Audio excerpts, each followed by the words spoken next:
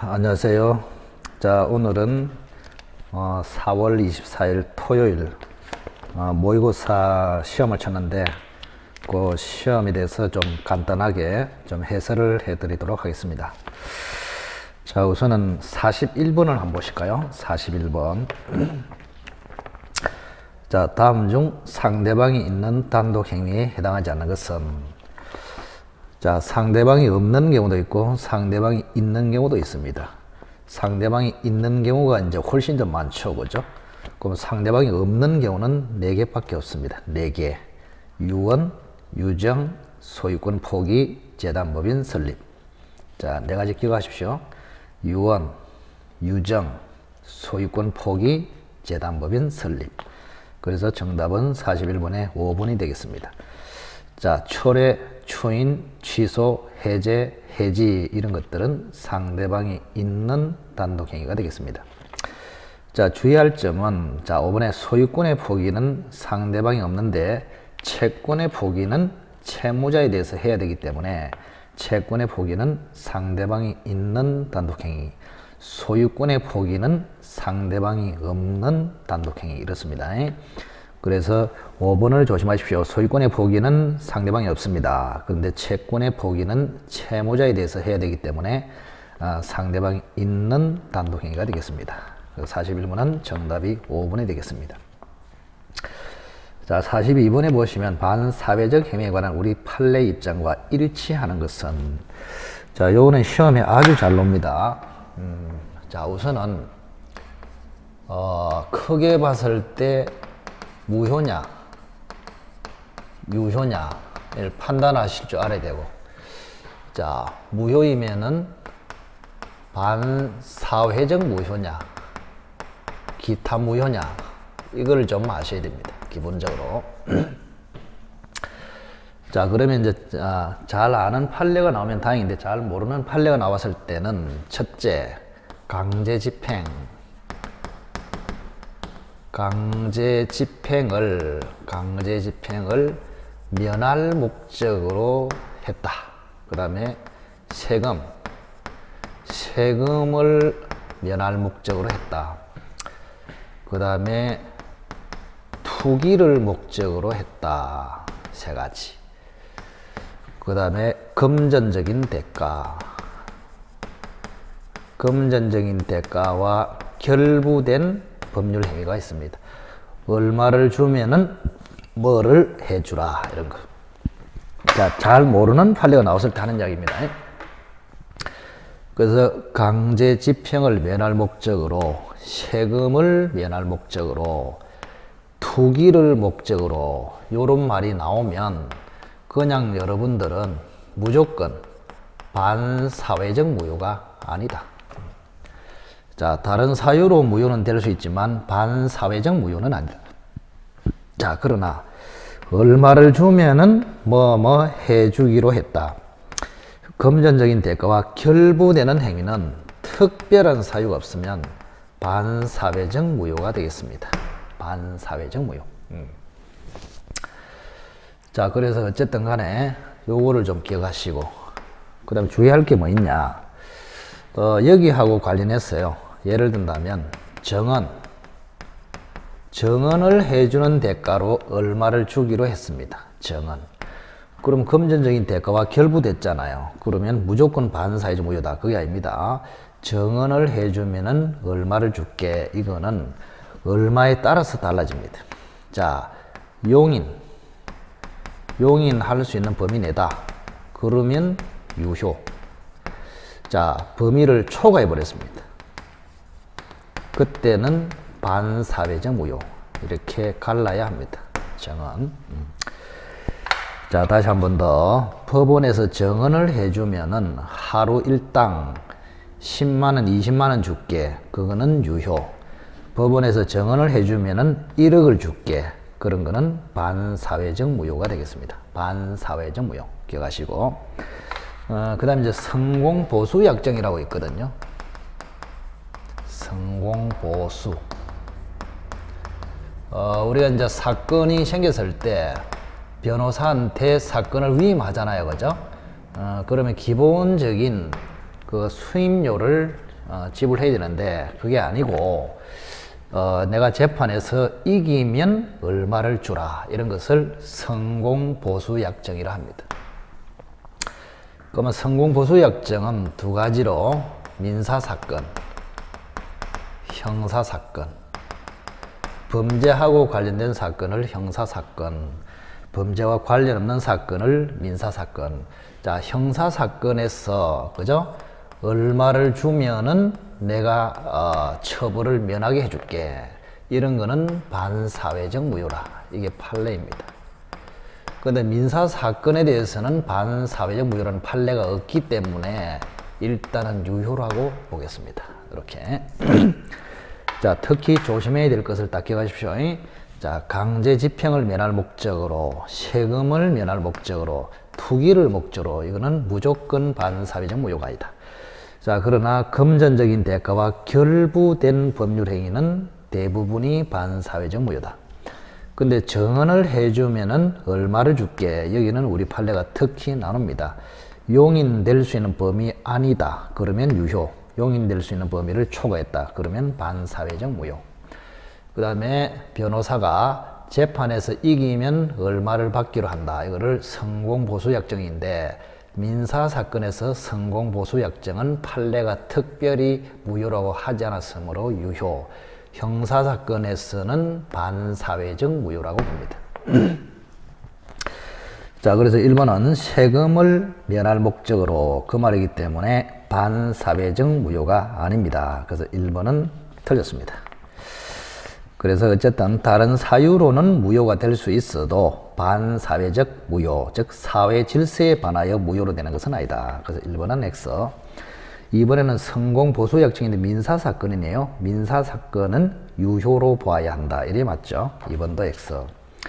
자, 3번에 정언을 조건으로 대가를 받기로 한 약정은 모두 반사회적 행위가 되는 것은 아니다. 좀 전에 했죠? 얼마를 받느냐, 그 얼마에 대해서 용인할 수 있는 범위 아니다. 그러면 유효. 용인할 수 있는 범위를 초과했다. 그러면 반사회적 무효가 됩니다. 그래서 3번은 맞습니다. 3번이 정답이네요. 자, 4번에는 세금을 면할 목적으로죠. 이것도 반사회적 무효는 아니라 그랬습니다. 자, 3번이 정답이고 5번에 보시면 부첩관계, 부첩, 첩계약은 반사회적 무효입니다. 첩관계는 반사회적 무효인데 그 첩관계를 하면서 부수적 약정이 있습니다. 첩계약. 첩계약을 하면서 동시에 그죠? 부수적인 약정이 있다. 부수적인 약정. 그러면 예를 들어서 아파트를 첩계약을 하는 대가로 아파트를 정여하기로 했다. 이런 것도 있고 자, 첩관계를 단절시키면서 그죠? 첩이 난 자식, 양육비를 지급하기로 했다. 또는 첩의 생활비를 지급하기로 약정했다. 자, 그래서 잘 보시면 첩계약은 반사회적 무효인데 부수적인 약정은 어떻게 되느냐, 그죠? 자, 나쁜 쪽으로 가면은 반사회적, 착한 쪽으로 가면은 유효다. 이렇게 생각하시면 됩니다. 그러면 요 아파트를 정여하면은 첩계약을 강화시키기 때문에 요거는 나쁜 쪽으로 가는 것입니다. 그래서 아파트 정여계약도 반사회적 무효. 근데 첩관계를 단절시키는 대신에 자식에 대한 양육비를 지급하기로 했다. 첩의 생활비를 지급하기로 했다. 요거는 첩관계 단절 쪽으로 가기 때문에 좋은 쪽이죠. 그래서 이거는 유효라고 합니다. 꼭 기억하십시오. 첩계약에 대한 부수적인 약정, 정여계약은 반사회적 무효, 양육비 약정이나 생활비 약정은 유효 이렇습니다. 그래서 5번에 첩관계를 단절하면서 위자료, 양육비 쪽으로 금전을 지급하기로 한 약정은 반사회적 행위가 아니다. 따라서 유효다. 이래 맞죠, 그죠? 자, 42번은 3번만 정확하게 맞습니다. 문제를 아주 잘 냈네요, 그죠? 자, 43번에 이중매매에 관한 틀린 것을 골라라. 이중매매. 자, 이중매매도 지금 나온 지가 좀 오래됐기 때문에 반드시 여러분들이 정리하고 들어가야 됩니다. 반드시 이중매매. 자, 우선은 간단하게 한번 살펴보시면 자, 가별한 사람이 토지를 을에게 지금 1억으로 팔았습니다. 중도금을 지급했습니다. 근데 잔금을 못 받았기 때문에 등기하지 않았습니다. 근데 갑이 배신을 해가지고 병한테 이중으로 매매를 해서 병 앞으로 이전 등기를 해버렸습니다. 그럼 현재 소유자는 지금 병이단 말이죠. 자, 을은 등기를 안 했기 때문에 그냥 이 사람은 소유권 이전을 청구할 수 있는 채권자에 불과합니다. 갑은 당연히 소유권 이전을 해야 할 채무자이고 이렇게 됩니다. 자, 그래서 아무 소리 없으면 병이 소유자다. 자, 그런데 이중매매는 아무 소리 없으면 유효입니다. 유효. 따라서 병이 소유자로 확정이 됩니다. 이렇게. 자, 그런데 예외적으로 갑의 배신에 병이라는 사람이 적극 가담을 해버렸어요. 적극 가담을 해버리면 이중매매는 반사회적 무효다. 이렇게 합니다. 큰 틀에 봤을 때. 자, 그래서 우선은 지금 현재는 병이 소유자이기 때문에 을이 매매를 먼저 했는데도 소유권을 뺏겼으므로 요 을이라는 사람을 어떻게 하면은 구제를 할 것인가, 이게 이중매매의 핵심입니다. 토지를 찾아주는 게 제일 좋고, 그게 안 되면 돈으로 배상을 받는 방식을 정해야 됩니다. 그거는 이중매매에 달려 있습니다. 그래서 어쨌든 이중매매는 계약 자유의 원칙에 따라서 원칙은 유효다. 따라서 병이 소유자로 확정된다. 그러나 갑의 이중매매, 즉 갑의 배신에 대해서 제2매수인이 적극 가담을 해버리면 그때는 병의 행위는 정의에 반하기 때문에 이중매매는 반사회적 무효다. 이렇게 합니다. 자, 그래서 1번에 이중매매에서 제2매매, 즉 이중매매는 원칙적으로 유효하다. 맞네요. 그죠? 자, 여기 용어를 부르겠습니다. 매도인, 제1매수인, 제2매수인, 제1매매, 제2매매. 요 제2매매를 이중매매라 합니다. 자, 그래서 이중매매는 원칙으로 유효이다. 맞네. 이번에 제2매수인 병이 매도인의 배임 또는 횡령행위에 적극 가담하지 않았다면 이중매매는 무효가 아니다. 맞네요. 우리 판례는 적극 가담으로 나아가야 이중매매가 무효로 됩니다. 그런데 여기는 적극 가담하지 않았다 됐기 때문에 이중매매는 유효이다. 2번은 맞네요. 그죠? 자, 제2매수인 병이 다른 사람에게 부동산이 이미 매도됐다. 다른 사람은 여기서 을이죠. 그죠? 그래서 병이 을에게 부동산이 이미 매도되었다는 사실을 알면서 단지 자기에게 팔라고 한 사정. 알면서. 자, 병이라는 사람이 적극 가담을 한 것이 아니고 알고 있다 이 말입니다. 이렇게. 이미 매매됐다는 사실을 알면서도 이중매매했다. 자, 요 정도 가지고는 반사회적 무효가 아닙니다. 그래서 병이 적극 가담으로 가야 정의에 반해서 반사회적 무효이지, 병이 단순히 악이다 그 정도 가지고는 반사회적 무효가 아니고 유효이다. 이게 판례입니다. 자, 그래서 3번은 알면서 단지 자기에게 팔라고 한 사정이 있을 뿐이다. 즉 악일 뿐이다. 이 정도는 적극 가담이 아닙니다. 그래서 맞네요. 그죠? 적극 가담이 되려면 적극 요청, 적극 권유, 적극 회유, 뭐 이 정도 적극 요청 이래 돼야 됩니다. 그래서 알면서 자기에게 팔라고 했다 그 정도 가지고는 반사회적 행위가 아니다. 적극적으로 개입을 해야 됩니다. 적극적으로. 그래서 알면서 팔라고 했다 그 정도 제의 가지고는 안 되고 적극적으로 요청, 그죠? 적극적으로 권유, 회유까지 가야 됩니다. 꼭 기억하십시오. 그래서 3번도 맞네요. 자, 4번에 이중매매가 반사회적 무효가 되는 경우에 매도인은 제2매수인에 대해서 등기 말소를 청구할 수 있다. 자, 이게 이제 중요한 게 나왔네요. 자, 이중매매가 반사회적 무효면 병이라는 사람은 소유권을 취득하지 못합니다. 그러면 소유자도 아닌데 등기되어 있으니까 등기는 무효로서 말소되어야 합니다. 그럼 말소를 누가 청구하느냐? 이게 가장 기본이죠. 자, 법률 관계에서 말소 청구는 소유권에 관한 방해 제거 청구입니다. 그래서 99%는 소유자가 합니다. 따라서 을은 채권자에 불과하므로 소유자가 아니기 때문에 병에게 직접 말소 청구를 못합니다. 그럼 소유자는 갑 아닙니까? 그죠? 갑입니다. 자, 병이 소유자가 아니기 때문에 갑이 소유자네. 그럼 갑은 소유자로서 갑은 말소 청구를 할 수 있냐? 갑도 안 됩니다. 왜 그러냐? 자, 갑은 소유자인데도 말소 청구를 못하는 것은 여기에는 746조가 적용이 돼버려요. 즉 불법 원인급여. 그래서 103조 무효, 104조 무효가 되면은 746조 불법 원인급여가 적용이 돼버립니다.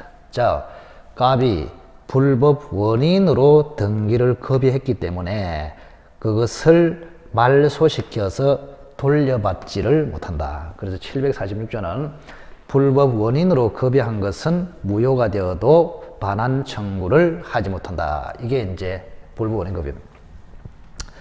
즉 굉장히 나쁜 짓으로 이미 넘겨준 것은 무효가 되더라도 찾아올 수가 없다. 이걸 불법 원인 급여랍니다. 그래서 요 이중매매가 적극 가담이 돼서 반사회적 무효가 돼버리면 불법 원인이 돼버려요. 따라서 746조가 적용되기 때문에 갑은 불법 원인으로 등기를 급여했기 때문에 이 매매가 무효가 되더라도 말소를 청구해서 등기를 찾아올 수 없다. 그런 이야기입니다. 그래서 우리 판례는 그죠? 할 수 있는 건 하나밖에 없다 그랬습니다. 자, 요놈은 을이 갑을 대위해서 말소를 청구할 수 있다. 요 하나만 인정합니다. 갑을 대위해서. 그래서 을이 갑을 대위해서 말소를 청구해서 말소가 되면은 갑으로 등기가 회복되고 회복되면은 을이 기다렸다가 이전 등기를 청구해서 등기를 가져와서 소유권을 회복한다. 이런 이야기입니다.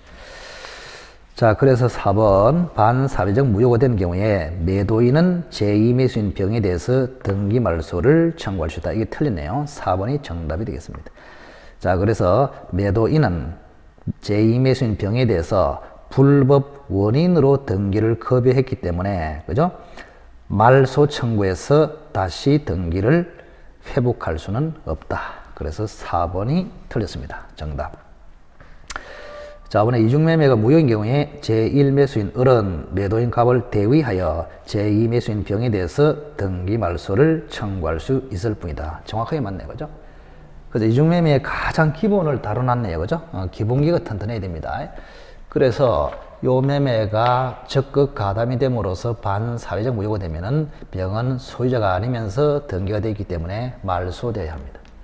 그럼 병의 등기를 말소하는 방법은 소유자가 말소를 청구할 수 있죠. 따라서 을은 채권자에 불과하기 때문에 직접 말소를 청구할 수 없다. 자, 갑은 소유자이지만 불법 원인으로 등기를 급여했기 때문에 말소 청구해서 등기를 찾아올 수가 없습니다. 그래서 우리 판례는 오로지 을이 갑을 대위해서 말소를 청구해서 그 다음에 등기를 회복시키고 그 다음에 을이 매매를 근거로 이전 등기를 청구해서 소유권을 찾아온다. 이게 판례가 되겠습니다. 자, 43번은 이중매매에 관한 굉장히 기초적인 그런 지문으로 되어 있기 때문에 훈련을 잘 하시기 바랍니다. 그 43번은 4번이 정답이 되겠습니다. 자, 그 다음에 한번 볼까요? 44번 보겠습니다. 자, 43번은 통정허위 표시네요. 자, 갑은 채권자 을의 강제집행을 면탈할 목적으로 자기 소유 부동산을 병한테 가장양도가 통정허위 표시하였고 병은 다시 그 부동산을 선의의 정한테 전면 후 등기를 완료했다.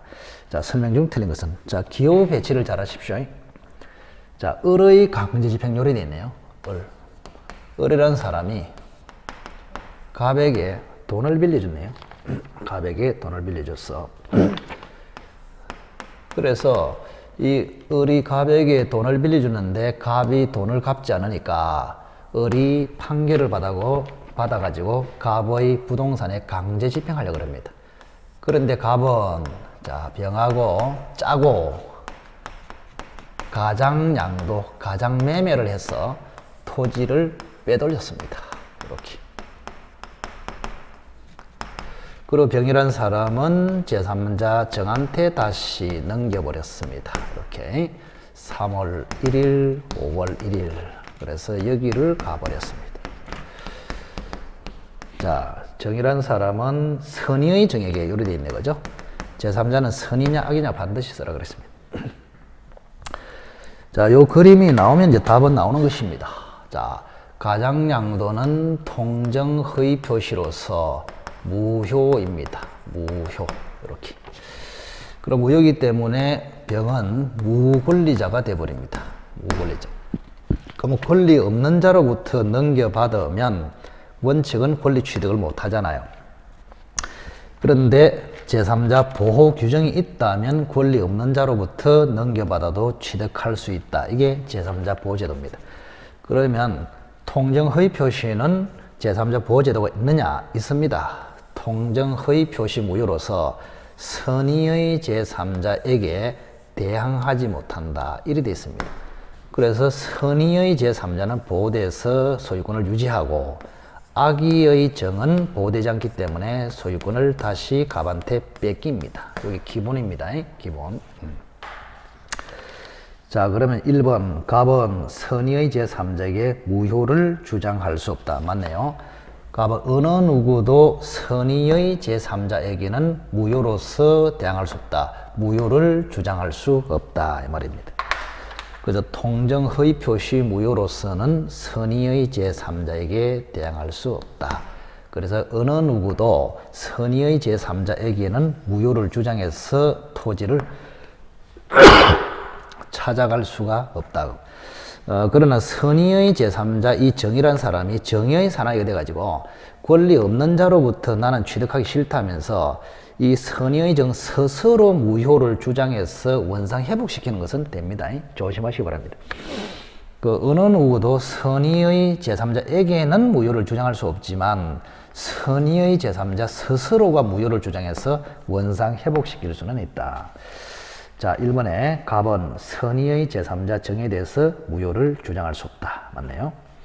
이번에 갑은 병에게 불법행위 책임을 물을 수 있다. 자, 여기 보세요. 원래 갑이라는 사람은 자, 병한테 말소를 청구해서 토지를 찾아올 수 있는데 병이 배신해서 선의의 정한테 넘김으로써 그죠? 갑의 소유권이 을의 매매로 인해서 상실해 버렸습니다. 그러면 잘 보세요. 자, 선의의 정이 없다면은 갑이 소유자인데 이 병이라는 사람이 선의의 제3자에게 넘김으로써 갑의 소유권이 상실이 돼 버렸어. 이 병의 매매 행위 때문에. 따라서 병의 매매는 이 갑의 소유권을 침해하는 불법 행위가 돼 버립니다. 그래서 병의 불법 행위로 인해서 갑에게 소유권 상실이라는 손해가 발생했다. 따라서 갑은 병한테 불법 행위를 이유로 손해배상을 청구할 수 있다. 즉 갑은 병에게 불법 행위 책임을 물을 수 있다. 맞네요. 자, 3번에 을은 정에게 이전 등기를 청구할 수 없다. 자, 을이 있네, 을. 자, 이 정이라는 사람은 선의의 제3자로서 제왕입니다. 이 등장인물 중에서 제왕이다. 그래서 선의의 정한테 무효를 주장하거나 등기 말소를 청구하거나 토지 반환을 청구하거나 그건 전부 총살입니다. 총살. 예? 선의의 정한테는 그 누구도 아무것도 주장할 수 없어요. 그래서 을도 역시 마찬가지로 선의의 정한테는 아무것도 주장할 수 없다. 그래서 3번에 을은 정에게 이전 등기를 당연히 청구할 수 없습니다. 자, 4번에 갑은 병에게 부당이득 반환 청구를 행사할 수 있다. 무슨 말이냐? 자, 이 병이라는 사람이 잘 보세요. 자, 매매를 해가지고 선의의 제3자한테 팔아먹었지 않습니까? 그러면 팔아먹으면 매매 대금을 받았을 것이다 말이야.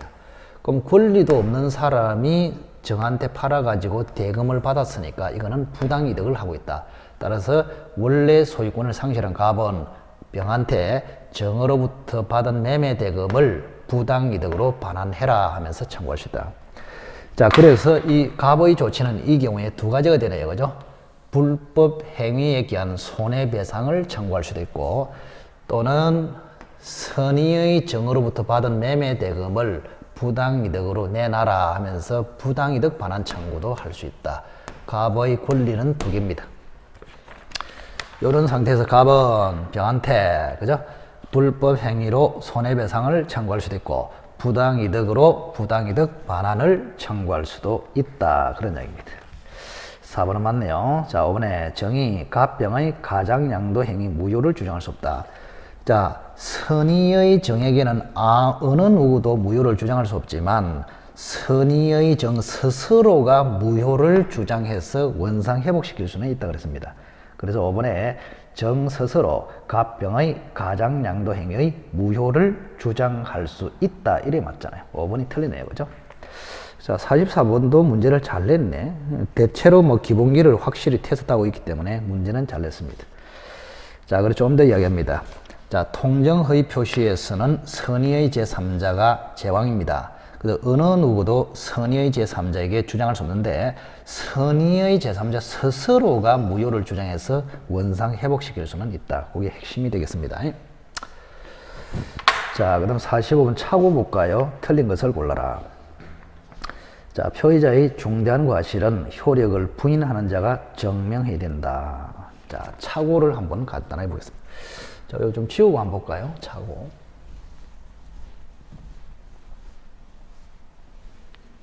차고도 거의 뭐 매년 90% 이상 출제 가능성이 있기 때문에 준비를 잘 하셔야 됩니다. 차고. 자, 우선은 갑이란 사람이 3억짜리 토지를 을에게 지금 1억으로 매매를 했다. 그래서 3억짜리가 이쪽으로 넘어갔고 1억이 이쪽으로 넘어갔습니다. 근데 조사를 해보니까 갑이 차고했더라 이 말입니다. 그러면 차고를 하면은 요 매매를 취소해서 3억짜리 토지를 찾아올 수 있습니다. 뭐 1억은 돌려주고. 근데 함부로 취소하면은 을을 해치게 되잖아요. 그래서 우리 민법은 중요한 요건 2가지를 제시했습니다. 첫째는 중요 부분에 차고여야 하고, 그 다음에 2번째는 차고자에게 큰 과실이 없어야 한다. 이 2가지 요건을 갖춰야 됩니다. 자, 그럼 여기서 중요한 것이 중요 부분은 누가 입증하고 중과실 여부는 누가 입증하느냐. 결론을 말씀드리면 중요 부분은 갑이 입증하고 중과실 여부는 을이 입증합니다. 그래서 차고자, 취소하려는 자, 갑이라는 사람이 중요 부분이다. 이걸 입증해서 취소를 주장할 수 있고, 갑의 취소를 막으려면 을이 갑에게 중과실로 차고했음을 입증해야 된다. 그런 얘기예요. 중요 부분은 갑이 입증, 중과실 여부는 을이 입증. 이렇게 합니다. 근데 갑을 그러면 뭘 하느냐? 자, 갑이라는 사람은 차고자, 취소하려는 자, 취소하려는 자이기 때문에 효력 발생을 다투는 자 이렇게 됩니다. 효력 발생을 다투는 자. 이 말이 표현이 가장 이제 시험에 잘 나오죠. 효력 발생을 다투는 자. 그럼 을이라는 사람은 취소를 막는 사람이기 때문에 그죠? 효력 발생 주장자네요. 그죠? 효력 발생 주장자 이렇게. 표현을 이렇게 가장 많이 합니다. 자, 중요 부분은 효력 발생을 다투는 자 갑이 입증, 중과실 여부는 효력 발생을 주장하는 자 을이 입증. 이렇게 됩니다. 그럼 1번에 중대한 과실은 효력을 부인하는 자, 효력을 다투는 자가 증명해야 된다. 틀렸네요. 중과실은 효력 발생을 주장하는 자가 증명이 됩니다. 자, 효력을 부인하는 자, 효력을 다투는 자가 증명해야 된다 했기 때문에 1번은 틀렸습니다. 자, 효력을 다투는 자, 뭐 다투는 자는 또는 뭐 효력을 부인하는 자 같잖아요, 그죠? 국어 연습입니다. 국어 연습. 갑을 뭐라 하느냐? 갑을 차고자, 취소하려는 자 또는 표의자, 효력 발생을 다투는 자, 효력 발생을 부인하는 자. 을을 뭐랍니까? 상대방. 취소를 막기 때문에 효력 발생 주장자 이렇게 합니다. 효력 발생 주장자. 그래서 1번은 틀렸네요. 1번이 정답이 되겠습니다. 이번에 동계의 차고가 상대방에서 유발된 경우에는 동계가 표시되지 않았다 하여도 중요부분 차고로서 취소할 수 있다. 맞습니다. 동계의 차고. 우리가 동계의 차고는 대표적으로 그죠? 갑이라는 사람이 이 토지를 가지고 있는데 을이 여기 1억짜리예요. 근데 3억으로 지금 을이 샀단 말이죠. 3억으로. 3억으로 샀어요. 근데 이게 이제 그린벨트에 묶여 있었습니다. 근데 그린벨트에 해제될 것으로 착오를 했단 말이에요. 착오. 그러면 해제가 안 됐다 이 말이죠. 해제될 줄 알고 비싸게 샀는데 해제가 안 됐더라. 그럼 여기는 을의 입장에서 매매는 착오가 없어요.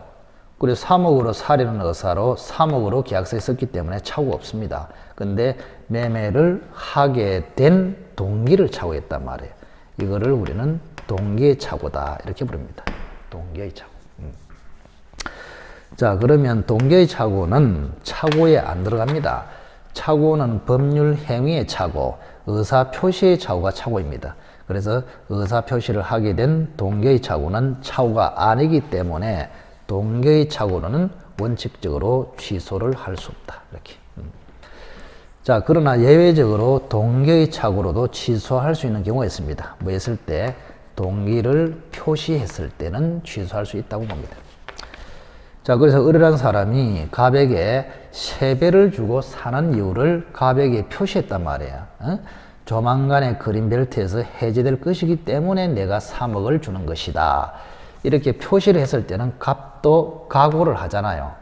아, 그린벨트 해제가 안 되면 이게 매매가 무위로 가겠구나. 그래서 갑은 예상을 하고 각오를 하고 있기 때문에 그때는 갑을 보호할 필요 없고 을은 동기의 착오로도 취소할 수 있다. 자, 결론은 동기의 착오는 착오가 아니므로 원칙적으로 취소가 안 됩니다.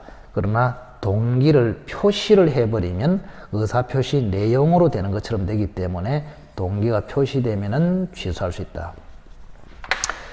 자, 그런데 을이 동기의 착오를 일으킨 이유가 갑으로부터 유발을 받았다는 유발. 자, 이거를 우리는 유발된 동기의 착오랍니다. 유발된 동기의 착오. 유발된 동기의 착오. 자, 그래서 갑 때문에 착오했다. 갑으로부터 유발이 돼서 착오했다. 그때는 표시 없이도 취소할 수 있다. 이게 판례입니다. 자, 그러면 결론이 딱 섰네요. 동기의 착오는, 자, 우선은 동기가 표시되면은 무조건 취소할 수 있고, 그 다음에 동기 표시가 없어. 그럼 을 스스로 착각했다, 착오했다. 그러면 취소할 수 없어. 갑 때문에, 갑으로부터 유발되어서 착오했다. 그때는 취소할 수 있다. 간단하게 기억을 하시기 바랍니다. 자, 다시 한번 볼까요? 동기의 착오는 원칙은 취소가 안 된다. 그러나 동기의 착오, 동기가 표시되면은 취소할 수 있다. 그런데 상대방 갑에 의해서 유발된 동기의 착오는 표시 없이도 취소할 수 있다. 이렇게. 자, 그래서 표시가 됐다면 무조건 취소. 표시가 안 됐다면은 을 혼자서 원맨쇼로 착오했다. 그러면 취소할 수 없다. 갑 때문에 유발돼서 을이 착각했다. 그때는 취소할 수 있다. 간단하게. 그래서 2번은 맞네요. 동기의 착오가 상대방에서 유발된 경우에는 동기가 표시되지 않았더라도 중요부분 착오가 될 수 있다. 즉 취소할 수 있다. 맞네요. 자, 3번은 무슨 말이냐. 자, 우리가 중요 부분에 관해서 이렇게 돼 있죠. 중요 부분.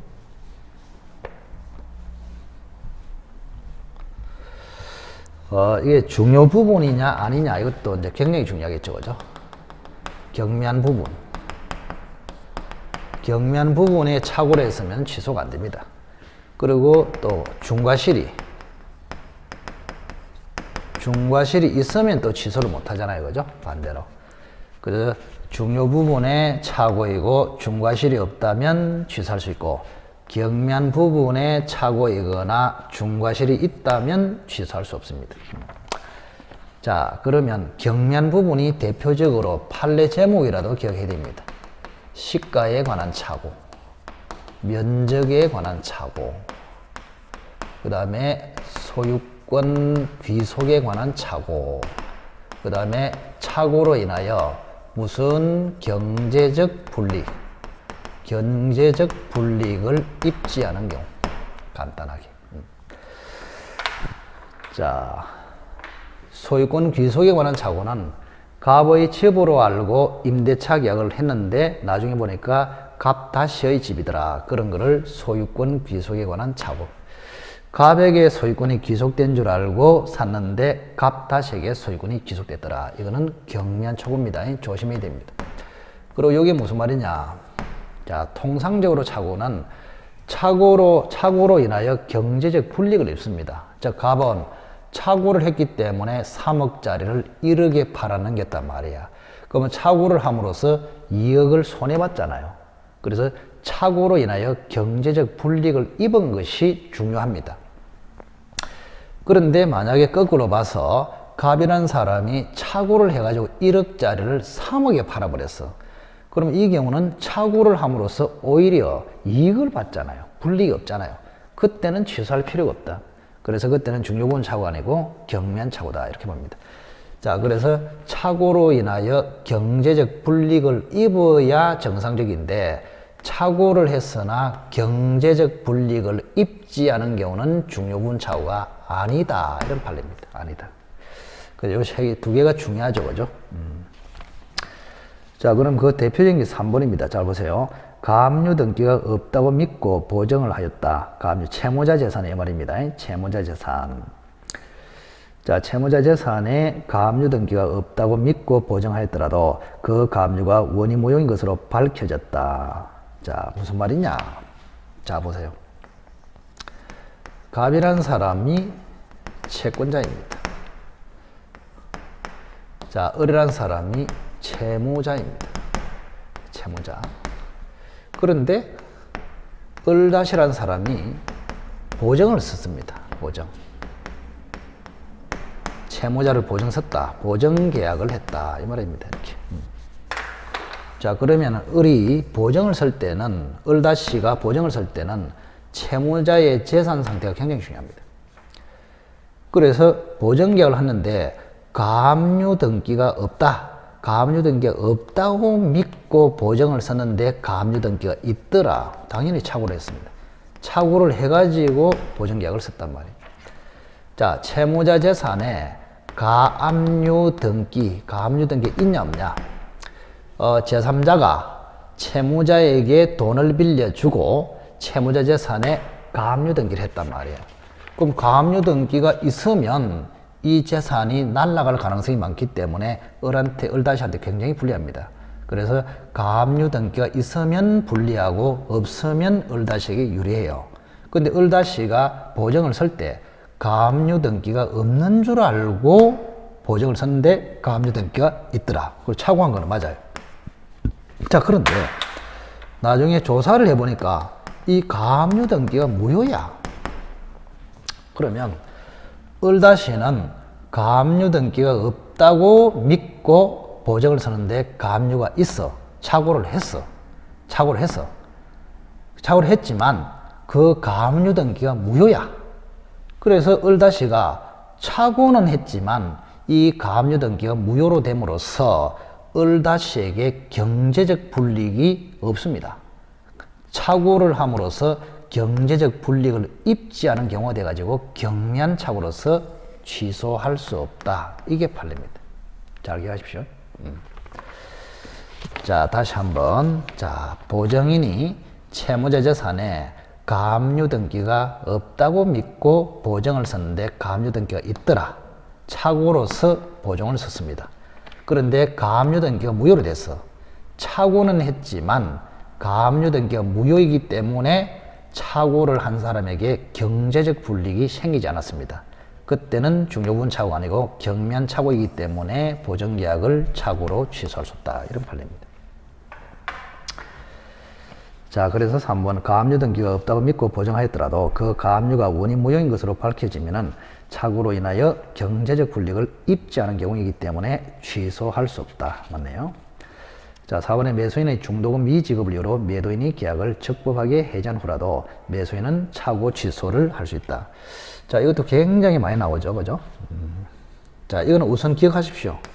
해제 후 착오 취소 가능하다. 이 판례. 취소 후 해제. 여기는 판례가 없기 때문에 안 된다고 우선 생각을 하시기 바랍니다.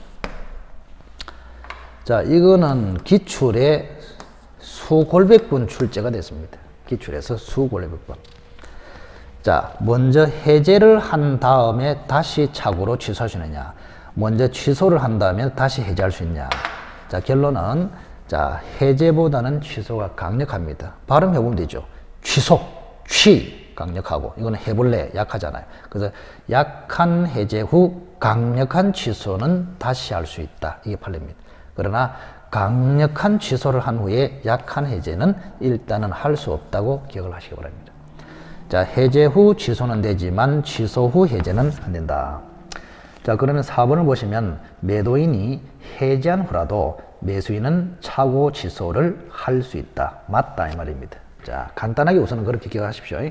구체적인 내용은 다음에 판례를 이야기할 때 그때 말씀을 드리겠습니다. 자, 취소 후 해제는 안 되지만 약한 해제 후 강력한 취소는 다시 할 수 있다. 그래서 4번은 맞습니다.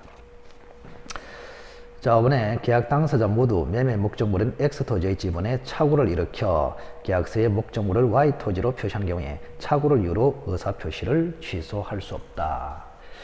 자, 이게 이제 대표적으로 그 오표시 무효의 원칙이라 하거든요. 오표시 무효의 원칙. 한번 간단하게 한번 보실까요? 오표시 무효의 원칙.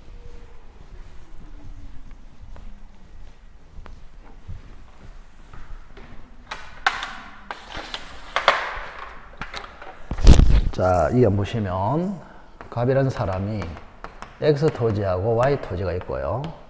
갑은 을하고 X토지를 매매를 하려고 했으나 Y토지로 잘못 표시를 해가지고 Y토지가 을 앞으로 등기됐습니다. 자, 그러면 여기 잘 보세요. 상대방이 있기 때문에 표시된 대로 규범적 해석을 해야 됩니다. 근데 만약에 규범적 해석을 해버리면 Y토지의 매매가 성립하게 되거든요. X토지에 성립되지 않고. 그럼 을은 Y토지의 소유권을 취득합니다. 그럼 너무 갑과 을의 의사하고는 안 맞잖아요. 갑과 을은 X토지를 팔고 사기로 했는데 규범적 해석을 해가지고 Y토지의 매매가 성립되기 때문에, 그죠? Y토지를 취득하고 Y토지를 처분하고 이래 돼버립니다. 자, 그래서 예외적으로 상대방이 있지만 X토지로 의사가 완벽하게 일치하고 있잖아요. 그러면 당사자의 의사가 일치하면은 상대방이 있더라도 예외적으로 일치된 의사대로 자연적 해석을 하자, 이런 이야기입니다. 그러면 자연적 해석을 하면 오히려 X토지의 매매가 성립하고 Y토지는 성립하지 않습니다. 그러면 이거를 뭐라냐? 자, Y토지로 잘못 표시를 해도 갑과 을이 진정을 원했던 X토지의 매매가 성립되니까 갑과 을에게는 해가 없다. 이거를 그래서 우리는 오표시 무효의 원칙이라 합니다. 오표시. 잘못된 표시를 했더라도 해가 없다. 오표시 무효의 원칙. 이렇게. 오표시 하더라도 해가 없다. 오표시 무효의 원칙이라 합니다. 자, 그래서 오표시 무효의 원칙이 뭐냐? 그러면, 그죠? 상대방이 있음에도 유일하게 의사대로 자연적 해석을 하는 것을 오표시 무효의 원칙이라 합니다. 자, Y토지로 잘못 표시했더라도 갑과 을이 진정으로 원하는 X토지의 매매가 성립되므로 해가 없다. 이거를 오표시 무효의 원칙이라 합니다. 그럼 이 경우에는 착오 취소가 가능하겠냐? 이렇게 물었잖아요. 착오 취소. 착오 취소가 가능합니다. 자, 우선은 잘 보세요. 착오가 되려 하면은 내 의사와 다르게 잘못 성립돼야 착오가 되거든요. 내 의사와 다르게 표시된 대로 잘못 성립돼야 착오가 됩니다. 즉, 갑과 을의 의사와 달리 규범적 해석을 함으로써 Y토지의 매매가 잘못 성립됐을 때가 착오가 일어납니다. 그때는 착오로 Y토지를 취소할 수 있다, 이렇게 합니다. 자, 그런데 여기는 자연적 해석을 함으로써, 그죠? 진정으로 원했던 X토지의 매매가 성립되었고 Y토지는 성립되지 않습니다. 그러면 잘 보세요. 자, X토지 매매는 갑과 을의 의사와 달리 잘못 성립됐습니까? 갑과 을의 의사대로 잘 성립됐습니까? 잘 성립됐죠. 그래서 X 토지의 매매는 차고 자체가 없어요. 그래서 X 토지는 차고 취소가 안 됩니다. 차고라는 것은 내 의사와 달리 표시된 대로 잘못 성립됐다. 이게 차고 아닙니까? 그런데 저기는 내 의사대로, 내 생각대로, 내가 원하는 대로 X 토지의 매매가 성립됐으니까 아예 차고 자체가 존재하지 않습니다. 그래서 X 토지는 차고 취소가 안 된다. 이런 이야기입니다. 그럼 Y 토지는? Y 토지는 매매 자체가 성립되지 않았다. 매매 자체가 존재하지 않기 때문에 취소 대상 자체가 없어요. 그래서 당연히 취소가 안 됩니다. 자, X 토지는 차고가 없기 때문에 취소가 안 되고 Y 토지는 매매 자체가 없기 때문에 차고 취소가 안 됩니다. 자, 그래서 5번은 맞네요. 그죠? 차고를 이유로 취소할 수는 없다. 이렇게 됩니다. 자, 그렇게 보시기 바라겠습니다. 자, 여기까지가 차고가 되고 잠시 쉬었다가 연속을 하도록 하겠습니다.